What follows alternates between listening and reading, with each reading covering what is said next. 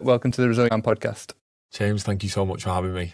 And thank you so much for travelling down here to do it in person, because I appreciate it wasn't around the corner for you. No worries at all. I just spent the entire 2 hours playing tunes and finding tracks to play for the parties that we'll, I'm sure, talk about. Yeah, that doesn't surprise me somehow. So the Resilient Man podcast is all about those moments of adversity, of struggle, and talking about that in order to inspire others. So there'll be someone might be listening today and they'll be like, oh, Kurt's been through this. He's now doing this. I can also get through this because Kurt's done it. So that's the whole concept and the idea of it. So what I'd love to know from you are like 2 or 3 like turning points for yourself that we can then dive into and talk a little bit more about. Okay, so I think, some of my sort of early life struggles certainly started in my home life. So I had a good start to, up until the age of 10, I was in a really good, family unit. And at the age of 10, my dad had a serious accident which led to him having a brain hemorrhage. And I was privy to this and I witnessed him kind of collapse in the home and phone the ambulance. And he had to have a serious brain operation. And prior to that brain operation, the doctors had said, prepare yourself that the person that comes out of this operation might not be the person that went in. So the guy that went in was the karate instructor. I went to karate 4 or 5 times a week. He was, as most boys see their father as like a hero figure. And the man that returned from that operation was very, very different. He went back to being an instructor of the karate club and he looked just the same.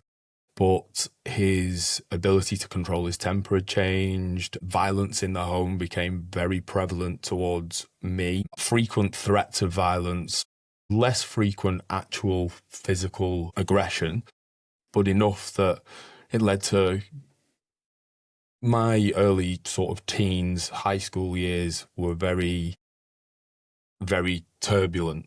And growing up with that environment at home, you end up very early on, I found this escapism of drugs and alcohol, really quite young, alarmingly young, I would say. And that coping mechanism for difficulties in my life stemmed throughout such a long time. And you hear people speak about these, experiences in their life and they try to negate from them. And I'm guilty of it myself. I'll say, this thing happened to me, but it wasn't that bad comparative to person X or person Y. And we can really fall victim to comparing ourselves to other more extreme circumstances when if that's the saddest or the most extreme thing that you've experienced, then that's the worst you've ever felt. And to try and compare to somebody else's worst they've ever felt and negate from how that might have affected you is quite a damaging thing for trying to process what's happened and try and come out the other side. Moving forward, sort of those coping mechanisms led to my sort of 20s. I moved out of my parents' house at 16 for obvious reasons. And without the gatekeepers of, what you turn up at the house looking like, I ended up in quite a spot. For me, I was very much a functioning addict, and it's meant that maybe it wasn't as noticeable with my peers and my family. I still had a very close relationship with my mum despite not living at home. And those addictive behaviours grew and got worse, and they led to me getting into a significant amount of trouble with the police, which ultimately ended up in me losing my freedom. And that was when I was 25. So that entire period of my life from sort of 10 to 25 was nothing but turbulence, substance misuse. It was the best thing that ever happened to me. You can't do any of the things you were doing previously because now you're locked up. And I think that was really pivotal to the changes in my life and really helped me, because despite what they say about being in prison, you can help yourself in there. The support is available. If you find it, seek it out, and don't go down the other route of making new contacts to continue along your current life of crime. And I got all the counselling I needed. I got all of the drugs therapy that I needed. When I came out, that was all available still, all free to the end user. But you had to want to make the change. You had to really want to rehabilitate. And it was, as I say, the best thing that ever happened to me. What was the reason of why you wanted to change? Well, life wasn't working for me when I was in my younger years. There was no way that I could continue on that trajectory. I wouldn't be here. There's no doubt whatsoever I would be dead. To see the damage that my behaviour was doing to my relationship with my mum and to her health, on how worried she was about me, the constant sort of... I can't imagine what it must have been like for her to sit across from me at a table, knowing that she didn't know what I was going back to. And I'm telling her everything's fine. It's totally fine in here. But she's looking around that room and seeing some of the other people in there and thinking, I don't really believe you. So I knew then that I wasn't going back there, and I wasn't going to continue on that in that lifestyle and with those people that were in that life, and that there was no way I could go back. And the reality is, a lot of those behaviours had stemmed from this thing that had gone on when I was younger. And I needed to deal with that rather than just continuing to hide behind this mask of never really being fully conscious. So you come out of prison, you've got your freedom back. What does Kurt do next? So I'd sworn to my mum on this visit. I was like, right, as soon as I get out, I'll have a job within 2 weeks. And she entertained it. I'm sure you will, I believe in you. But she even says now she thought I was absolutely dreaming that would happen. And the moment I got out, there was no messing about. I wasn't sitting around like waiting for a job to find me. I was like, I couldn't have been any more proactive. I spent every waking minute finding places I could work, things I could do. And I thankfully got what was actually quite a good job. Like, my previous experience had always been in call centres, telesales, and I'd got a team leader role in an outbound call centre, which sounds like other people's idea of hell, but I really loved it. So then got the job in the call centre, worked really hard, and that addictive trait that I have in my personality, I applied it to work. Now, I knew that I didn't want to be in that field forever. So I qualified as a personal trainer off the side of that, because whilst I'd been locked up, I'd really found fitness, and it had really become like a big part of my overall coping mechanism for change when I came out. And it was what got me through that whole period of my life, really. So I knew I want to be involved in this industry, and I want to be able to help people. And the passion for fitness for myself was certainly there, but I knew that I had always had a passion for helping people, and being able to get excited about another man of a similar age to mine at the time, mid-20s, and their fitness and their goals is one thing. But being able to get excited about your client who's coming up to their 60th birthday and is desperate to get off blood pressure tablets and desperate to improve their health and well-being, that's a different mindset.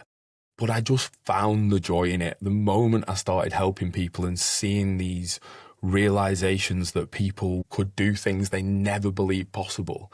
And it's almost that feeds the addiction for me, that even talking about it now, it makes my hair stand up on end, like how much I just love seeing people accomplish whatever it is they've set out for, whatever these things they say in the consultation process. I want to do X. When they see it and they realise, actually, I've accomplished what I was in my dreams, and there's still so much more I could do. It's, the most rewarding role ever. So there's that job satisfaction, ultimately just from helping people achieve what it is they want to achieve. That's beautiful. So what I just want to quickly go back to before we move on, If there's someone listening to this who's maybe had a similar childhood to you and maybe had similar issues with addiction, what would your advice be to them? You can't beat it alone. You can't beat addiction alone, but it has to come from you. Nobody's going to get you to stop unless you want to stop. And sometimes, in order to stop, you need to think, why am I so hell-bent? Why have I got this unquenchable thirst for self-destruction? It doesn't just come from nowhere. There is going to be a reason. Sometimes you know what the reason is. I knew.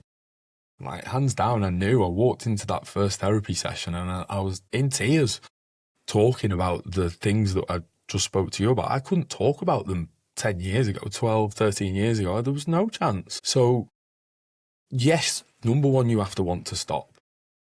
But you need, and this is where the help comes in, is that you need to realise what the reasoning behind the addiction is and go and get the necessary help, whether it's therapy or whatever.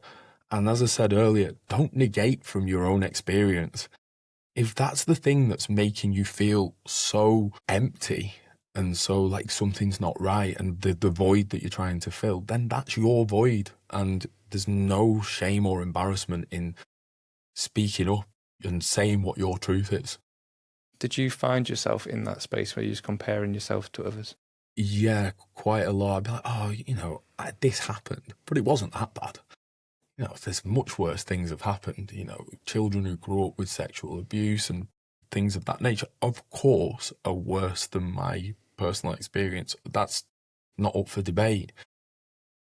But my own personal experience, that was highly damaging to my childhood and growing up, and is the direct result of that is some of the behaviours that I saw in my mid to late teens and all of my 20s pretty much. So talking about therapy then, a lot of guys are resistant to therapy or going for therapy, or certainly my mindset was, how's this gonna help me just talking to someone in a room with a clipboard? Would you be able to share a little bit of your experience by going to therapy? There was a certain amount of reluctance in that. Indeed, I was like, what's it going to do? It's not going to work. Why would that work? I can talk to myself. I can do all of this with my inner monologue. But your inner monologue feeds itself. Yeah. And bringing about the desire to change was great enough and I knew that there was, after so many years, you obviously need to do something. So my experience of going was it requires a lot of work from you. And if you're not prepared to do the work, then it's possibly not going to work. Actually, just sitting and talking about it though, and putting it out there to somebody else who's not judgmental, they're certainly not going to tell anyone. If you burst out in tears within the first 15 minutes of talking about these things, that's between you and them. My therapist had a cat, so the cat was there, but I assumed the cat wasn't going to tell anybody either. But you can trust this person's there. They've seen and heard it all, more than most people are most likely going to be telling them. And the usefulness of having that time that you spend on your own mind. It wouldn't be hard and it isn't hard to convince men that going to the gym is a good idea. Exercise for the body and, you will look and feel better. Well, going to a therapist is going to the gym for your mind. I like it. So, talking about your fitness journey then, when did you start getting involved in fitness? So, I did karate for years and years when I was younger. And then it kind of fell by the wayside the moment I got out of the family unit. It was gone. It was just parties and toxic behaviours, pretty much. And then, as I say, I found it again in the period that I was incarcerated. And then I built on that when I came out, and I never ever stopped. And I've never stopped since. It's the thing that keeps me happy. I know if I go on holiday and I said, I'll have a break from the gym, by 3 days I'm bouncing off the walls. I feel like I'm actually maybe losing my mind a little bit, so I have to get it out. So the journey for fitness started there, And then I came out, I did a half marathon after about 6 months. Then I went on to a marathon. And then I was working as a personal trainer shortly after that. So that was around about maybe 18 months or so after. And then I was like, right, I'm going to want to do this Ironman triathlon as like the sort of the real marker of that part of my life is over.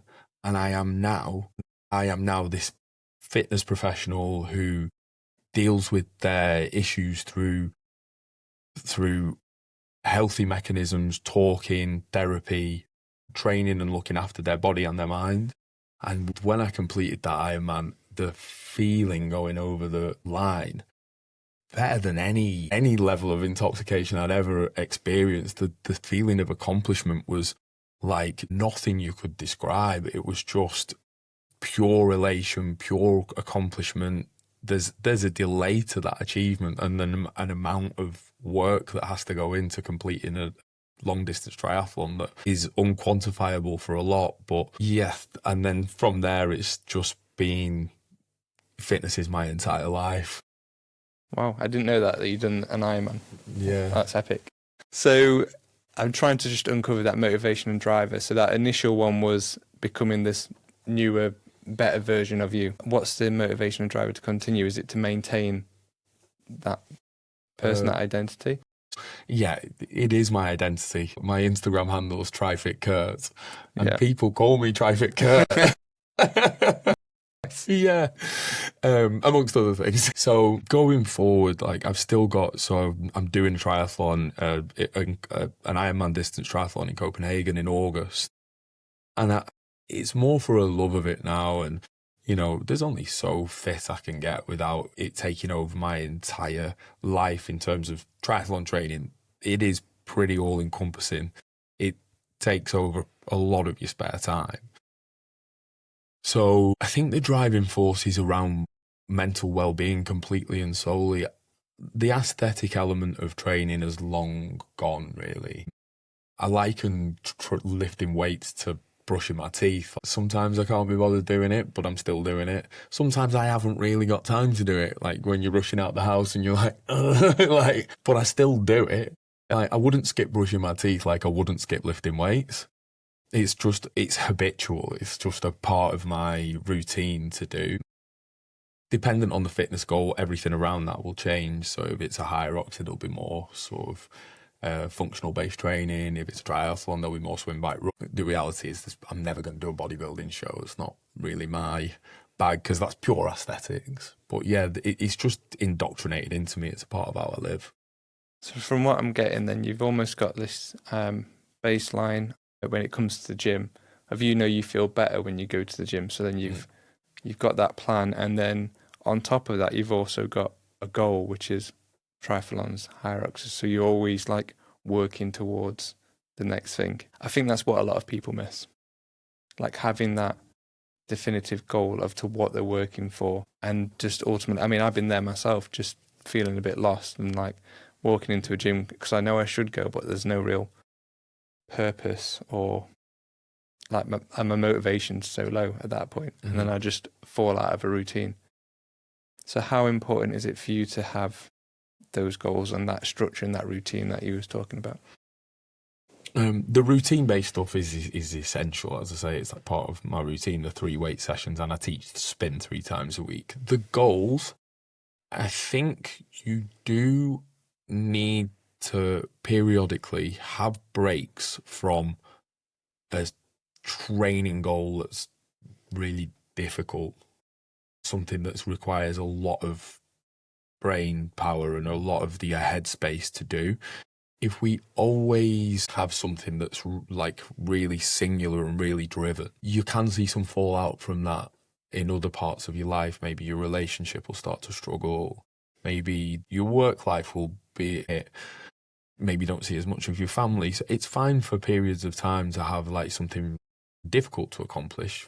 And just like your experiences of bad experiences are relative, what you find difficult is also relative. So somebody's goal of a 5K can be just as hard of a thing to do as going to do a long distance triathlon. Having the goals at periods of time is important for me. Some people, their goal is to be able to keep up with their children until they're 55, 67, or the grandchildren, be able to still climb up the stairs in their 70s, to recover from a serious knee trauma. And all of those goals are equally important and will give you that level of motivation. But it is important to remember that your life shouldn't revolve around the gym all of the time, and that goals can be very simple. It can be to improve my squat, lifting weight by 10 kilos, something simple. So what I want to know from you, so you've done all these triathlons, Ironmans, so there's got to be a strong mindset behind that. How does someone train their mindset to be able to do something like that? I think 15 years of drug addiction probably do that for you. No. Yeah, it does centre around that sort of, there's definitely some of it has come from that, because it's no secret in the triathlon circles that a lot of people had previous really wild party lives and they settled that down in exchange for triathlon. The mindset, when you start moving in, these sort of 10, 11 hour events, it's no longer about fitness. There's a point where it's about just, can you keep moving no matter what? Where that mindset comes from is not, I'm not 100% certain. What I do know is that there's like a switch flicks in your head, and it wouldn't matter how much pain you were in, you're going to be able to keep going. So still just talking about mindset then. So when you're struggling, in those moments of struggle, 'cause I'm sure within that massive period, there's going to be moments of struggle. What are you telling yourself in order to keep going and pushing yourself? I have like little songs that I sing. So I have like training songs for when I come up to the event, and I'll pick small chunks out of the songs that will resonate to keeping going. There's a song by Sia, I think it's called The Greatest, and it has like a bit in it that goes like, don't give up, don't give up, don't give up, no, no, no. And I'll just literally just keep saying like that particular one sticks in my mind because it's so relevant to the event. And I'll just do that tiny little bit over and over again, which sounds so weird, and it's I can't believe you've asked me and I'm telling you. No, but it's good because it changes your focus, doesn't it? 'Cause a lot of the times you're running like, oh, my calf's feeling a bit tight. And then you start getting those seeds of doubt, whereas what you're doing is you're like not like you had that thought, but now you're like, actually, no, I want to focus on this over here. Singing that song. I was trying to think, I was watching another video, and there was a lady talking about a swimming event, and I can't remember the phrase that she kept saying in her head, but there was a phrase that kind of went in her head at every stroke, and that kind of powered her through, and before she knew it, she was like at the finish, but she just adjusted her focus to a phrase similar to you with the song in order to get through it. But yeah, something similar there. So, obviously your story through growing up, then going to prison, then coming out and being a PT. Are there any other moments of which you've had struggles or adversity that you've had to overcome? So very recently I came to this period in my life, and it's been pretty plain sailing for a while, throughout my fitness journey. 2020 was difficult. I think everybody found that very difficult, and there were some unhealthy habits came in there, but it was drinking a lot more wine than I should, and it won't. But I think that aside, in 2024, I was in a relationship with someone that wasn't maybe exactly what I would have wanted from a relationship. And I felt incredibly lonely. And it just creeps up on you. You don't notice that you're starting to get lonely and that you're starting to get sad.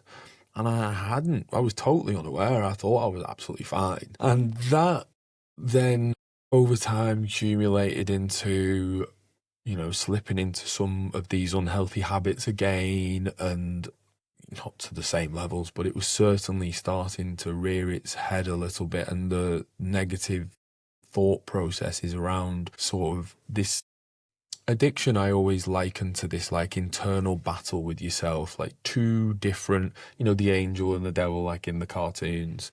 And the angel's like, you don't know that you've done so well and you're doing brilliant. Baddie here, like trying to talk to you. And it's like they're almost arguing with each other, not you. Like it's almost you're not actually even a part of this argument, and it's who wins. But to get back to the story, in 2024, I had this relationship, and then that started to come in, and I had a really sort of unlucky incident where I'd lost my driving license, which was adding further pressure, and I had some issues with my tax bill that I needed to pay, but I didn't quite have the money for it, and my mum wasn't very well, which all of these different little things, as a standalone, most likely I would have been able to deal with some adversity, but I'd have been able to deal with them. But them all mounting on top of each other, plus this ever-creeping sadness that I wasn't really aware of, meant I just couldn't deal with the things as they came. And I just got to this point in the sort of from the November time where I wasn't answering my phone. I couldn't speak to like my nearest and dearest because what was I supposed to say? I was just like, and then I was having to like go to work and like put on this like happy sort of energetic smiling man, and then I'd get back from work and I'd just be so drained and tired from having to deliver this caricature of myself that is who I am, but it wasn't who I was, and everything fell apart. But around about, it was March time, and I know the exact date, so I don't know what I'm saying. It was the 4th of March. I had this complete mental breakdown where I just couldn't control my own sadness. I was just crying my heart out for a number of hours. And I phoned my mum and I told her I wasn't very well. And she said, I know you're not so well. I'm your mum. How could I not know? I've been asking you, are you okay? For months and months. I'm just glad you phoned me. She come round, we talked it through. And even at that point, I then had to leave to go to work and teach spin. And there's circa 20 people in that spin class. I'm ripping out tunes, shouting at everybody, and none of them people would have known. It was like Jekyll and Hyde, like just complete opposites, angel and devil. And it was such a strange period in my life. And that feeling that I had then, and because I couldn't equate it to substance misuse, and because I knew that it was internal and it was something that I'd really actually, I didn't have like a proper reasoning for it. It wasn't like the previous times that I had a lot of therapy for. It was just an accumulation of things that had led to this point. I knew that similar to the story you told me before, I knew that if I could feel like that, and then I luckily I had my mum to turn to. I then spoke to some of my close friends, and they rallied round me. I'm very lucky. I've got a lot of close friends. My mum loves me dearly. But what if you don't have those people, or you're too scared or too proud to admit I'm in a bad way here and I need some support from other people? And I wanted to try and reach at least some of those people and say, right, this happened to me. I'm not expecting you to go on a podcast and talk about it. But do you think if I can go on a podcast and talk about it, maybe then you might feel a little bit more at ease to go and say to either a therapist or a member of your family or one of your good friends about what's going on?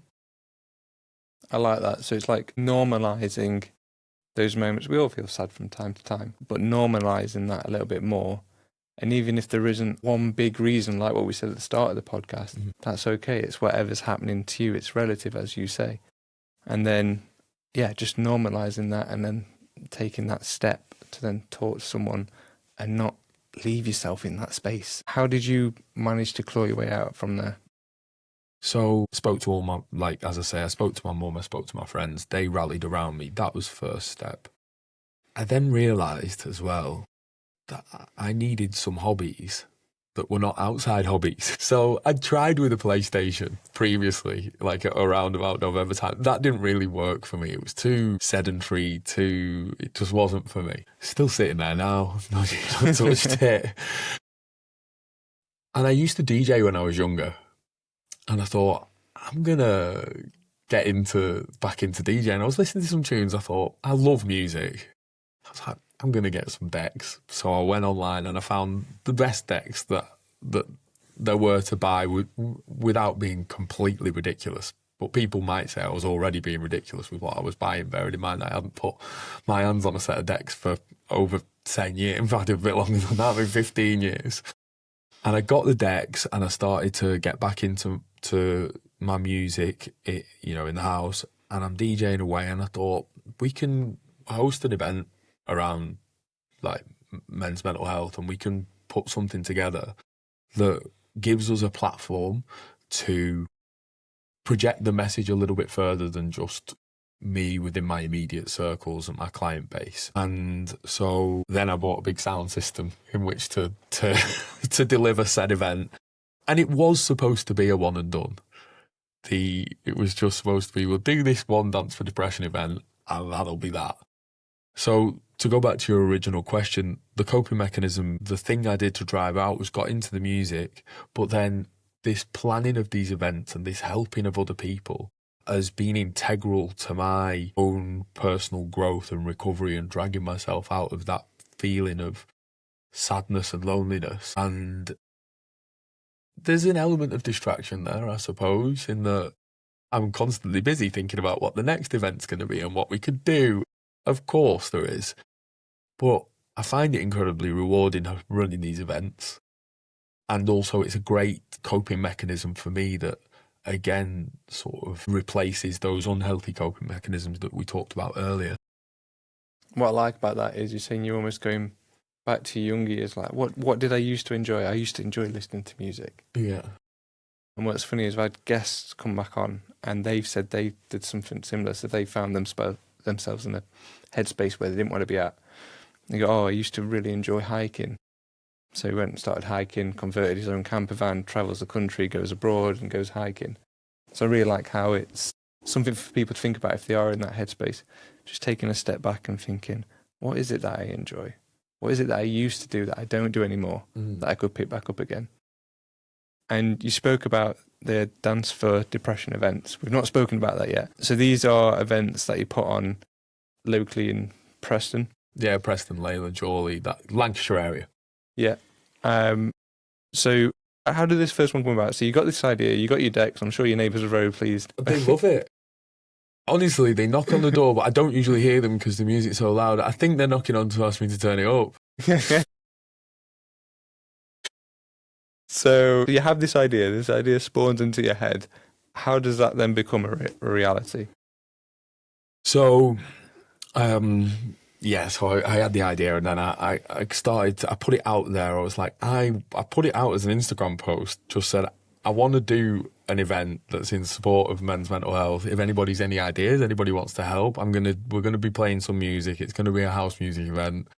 If anybody wants to come on board, DJs want to offer up their time. If anybody wants to rally around and help promote the event, great.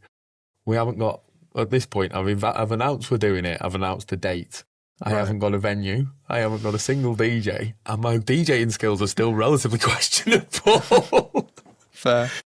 But off the back of that, lots of people came up with different ideas, different places we could use. And I had this idea to do it in this event space that I'd been to previously for a 21st. And it was a really cool event space. It's in like a beer garden of a pub, but when you were there, it felt like you were on a terrace in Ibiza if the sun was shining. Yeah. So as it started to come about, somebody offered up some graphic design. Someone said you need to set up an Instagram account for it. Somebody said you should do a raffle for the event. And a couple of different people kind of came together to help out with some of the planning and organising. Then I contacted a few different DJs that I already knew who were all more than happy to help. And that's where that first event came from. And as I say, I thought that first event it was going to be a one and done. The atmosphere and the joy and the crowd of people I brought together for this cause and who were wanting to be a part of it seemed to really sort of gel with each other, which was nice, and everybody had such a lovely time. So many people commented on how, I mean, juxtaposition here, but how happy everybody was to be there. But it created this sense of community, which I think to a degree we kind of lost in 2020. So there was a fair amount of demand for me to do another. So I did. And that's where we've continued from there. Wow, fantastic. How much have you raised and who are you raising it for? So we raised the money for Andy's Man Club, which is in aid of men's mental health, and that's the whole driving force behind the Dance for Depression page and the events is to raise money for that particular charity, and it's always been the same. It's not changed. We raised £10,000 across the 3 events of 2025, and then we had a charity ball which was 2 weeks ago now, and that event alone raised another £7,500. That's insane. Which takes us, I think the actual total is 17,800 and something. We've got a couple of more events before the first birthday, which I would say is a 1-year thing. And although, and I said this to you earlier, the target, the money raised, it's nice to have a target, which the goal is to get to the £20,000 mark by the 25th of July. But the money raised is not the main driver. The money raised is nice, and Andy's Man Club do such a phenomenal job of looking after men in 300 plus locations around the UK. It's the message, which is, number one, it's okay to talk, and we hope that you can. But number two, and I think this one is potentially the more prevalent message, is to be a little bit more aware.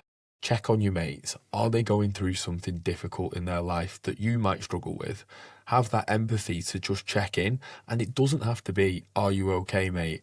Are you struggling with X? It can be, hey, mate, not heard from you in a while. Do you want to go for a walk? Do you want to meet up for a coffee? Do you want to go for a pint? Whatever that question might be. And they may or may not decide to tell you what's going on and how they feel, but at least they know you're thinking about them and that you care. And I guess for them, they know that that option is there. And also you're not putting them off by saying, are you struggling with X, as you say, or are you okay? And like, how many times do you get asked, are you okay? Like, yeah, I'm fine, whatever. But yeah, I love that. There was a friend that I was kind of supporting with who's going through a divorce at the time. And he messaged me, and I messaged him saying, are you okay? He was like, yeah, I'm fine. This is happening. We're going through the paperwork. She's moving out, blah, blah, blah, blah. And I was like, dude, that's a lot. And he was like, shit, yeah, that is actually quite a lot. I was like, fancy a walk? He was like, yeah. And we went to a local park and we just walked around. And it was really chilled and didn't put any pressure on him talking. We started talking about something completely random, I think, to start off with. But then he started talking about it, and it was just a nice, chilled conversation. But I feel like that really actually helped him out quite a lot. So I love that approach that you just mentioned there. Mm-hmm. How do you approach it with your friends, and how open are you with your friends? I know you said you was very close to them in terms of mental health. So I think previous to this incident, I would be so good at checking on other people. I've always lived that mantra that I said. I always, like, if a friend of mine's going through a difficult breakup, or they lose their job, or anything that I know I would struggle with, or that I think they might be struggling with, I've always lived that check on them, be there for them life. Always. The other way round, if I was struggling, up until that point, where I actually said, I'm not all right, I'd let it go too far already. To be at the point where you're on a full breakdown, considering some of the worst things that can happen, you're too far. So thankfully, I'm in a very good spot right now. I've got a very fulfilling life. I really enjoy delivering these events. My job's going fantastically well. I'm surrounded by amazing people. If I was to come and notice some of those signs coming back again, I would not be so slow. And I saw something about being proactive instead of reactive from one of your previous guests, and I would say the same. I would be very proactive in responding to those changes and far more aware of what was coming up and speaking about it way sooner. It would be nipped in the bud rather than being allowed to snowball into something much worse. It's interesting because one of the first things you mentioned was about having that awareness, and was it Andy Man's Club, or we're getting that awareness for yourself from somewhere. So I completely agree. I think it does start with awareness, and I think sometimes, especially as guys, we can just go, "Oh, I'm fine. Like, man up, get on with it, keep going." And then what happens is, like what's happened to both me and you, is you get to that breaking point. Why are we letting it get to that breaking point? For any guys listening, if you are starting to struggle, notice the signs and then just take even a small action to start rectifying it, because from mine and Kurt's point of view, you do not want to wait until you get to that breaking point. Yes, definitely not. So moving forward slightly then, so these events, what's next for you and these events moving forwards? So next up, 30th of May, we've got the charity ball we did was Alice in Wonderland themed. Nice. So we're doing a Mad Hatter's hike. So everybody's going to turn up with wearing hats. So you've got to wear a hat. That's kind of the prerequisite for the party. And then we'll go for a hike up Rivington, which is near where we live. And then there'll be some music on for about 6 hours. So we'll play some tunes and we'll have a good time. And that's the thing with the events, that they're supposed to be fun. They're about something serious, but it's bringing an element of fun to the message, which means that it will reach more people. Then post that, we've got the first birthday, which is on the 25th of July. That's going to be, I'm going to do it daft. I'm going to do all like birthday hats, big inflatable cakes. It's just, it's like sort of coolish music. Some of the tunes I play aren't that cool, but a lot of the DJs are playing pretty sort of cool house music, but with this element of fun involved where we're like throwing inflatables around, and like it's supposed to be a happy atmosphere that, you know, we're welcoming people who are maybe struggling a little bit to come into our environment and become a part of this community. What kind of response and feedback have you had from these events? I mean, I love it. No, the response is really, really positive. So the actual Dance for Depression Instagram page, we go around and we interview different people and speak to different service providers in the area who offer help for people with mental health issues. That's mostly can be serviced across both male and female. And I try and utilise that platform for promoting these services that people might not be aware of. So the feedback from those posts is so positive. Like, as I'm out in the local area, it was always, oh, try Fit Kurt. And now, you know, it's probably a 50-50 split with, oh, you're that mental health guy. Well, I'm not sure if that's all. I'm happy with it. I am actually really happy with it. So the feedback from the events is really, really positive. But the feedback that's more important to me is the young man who comes up to me at Christmas time and says, oh, thank you so much for talking about that on BBC Radio. I saw your post. It inspired me to go and tell my mum that I wasn't feeling very well, and I've since got some therapy and I'm feeling much better. And those stories, or the Instagram messages that come through about things like that, you know, people say, oh, it's such a nice thing you're doing with this Dance for Depression. Yeah, all right, sure, it's such a nice thing that we as a collective are doing, but it makes me feel great. Like, I feel so, like, fulfilled from it. It's really filling my cup up hearing these positive stories that are coming off the back of it. And then just to circle back to the question around the next steps for Dance for Depression, I've got this next goal, which is to try and do talks and presentations in schools. So I want to reach young men between the ages of 14 and 16 whilst they're still in school, at that period in their life where I was struggling, and maybe open their eyes up to maybe a different way of thinking, and hopefully they can potentially learn some lessons from my own mistakes at their age and present a different mindset and a different way that they could possibly approach it. So that goal is to hit the schools. I'd like to have hit every school in the local area by the end of 2027. I really like that. Funnily enough, I was on a local radio on January, and one of the things we discussed about then, or I mentioned, is like when I was going through school, mental health wasn't talked about. That I had a time just like after leaving school in college where I was like severely depressed, but I didn't know I was depressed because I didn't know what depression was. And I don't know if it has changed now or if they do, but I think it's absolutely needed. And it's a lot more real coming from someone who's had lived experience rather than perhaps a teacher who hasn't had lived experience, just telling you about it, telling you about the theory of it. Whereas they can see that it's real and it'll bring up, I don't know if it's the same for you, but when you talk about that time, there's sometimes some emotion and you can see it's real. So I admire that, and I really hope that you do manage to get around all those schools. Yeah, fingers crossed. So we kind of just like brushed over your life, your story. But is there anything else before we start to round off this podcast that you want to use this platform for, or to share, or any other advice?